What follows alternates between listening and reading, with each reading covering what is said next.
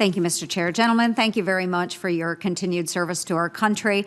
Secretary Norquist, thank you and your team very much for sitting down with me not all that long ago to review the DoD audit and your progress there. I am very glad that you enjoy reading those audit reports. So thank you for your work on that. And Senator, I appreciate your interest in the subject. Thank you. Thank you very much. General Mattis, the Truman Carrier Strike Group, the Truman Carrier Strike Group just recently departed from Norfolk, and we wish them well.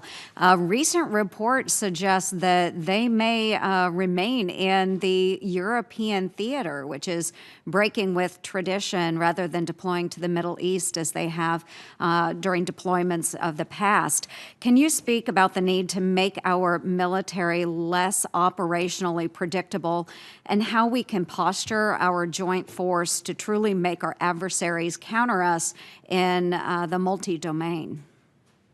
Yes, I can, Senator. Naval forces, by their very makeup, very composition, are naturally agile forces that can be deployed anywhere. In the past, we have focused on simply maintaining a forward presence. Now, with the National Defense Strategy saying that we are going to focus on large power, great power competition, it means that without breaking the families and without breaking the fleet or the field forces of the Army, the Air Force, whatever, we are going to make certain they're capable of deploying and fighting at a higher level of capability. What that means is the chairman, under his global integrator role, where I have given him the authority with my oversight, civilian oversight, to maneuver forces around in a manner that makes us strategically reliable as an ally to our allies, but operationally unpredictable to our adversaries. And this is part of making certain that we get out of acting with our Navy like we're a shipping line and get back into acting like a Navy. And I greatly appreciate that. Thank you. I think anything we can do to keep our adversaries off kilter, we need to do that. So thank you. As well, we've been talking a lot about the National Defense Strategy, and General Mattis, it does reference expanding, in quote, expanding the competitive space. Russia has been very, very successful in competing with the United States below the threshold of actual conflict in what we call the gray zone. They have been very aggressive through their military posturing. They've used political influence. They've done information operation campaigns. What does expanding the competitive space mean for competitions with Russia? We're going to have to be able to compete across all the domains of warfare, and we had two of them on this planet, land and sea, for several thousand years. In the last 100 years, we added the air component, and in the last 10 years now, or 5 years, we're really focused in on the cyber domain and the outer space domain. We're going to have to be able to compete there, but there's more than that.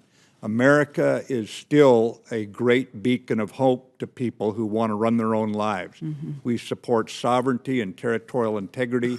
We don't believe nations should be requiring tribute from other nations using the statement of one belt, one road.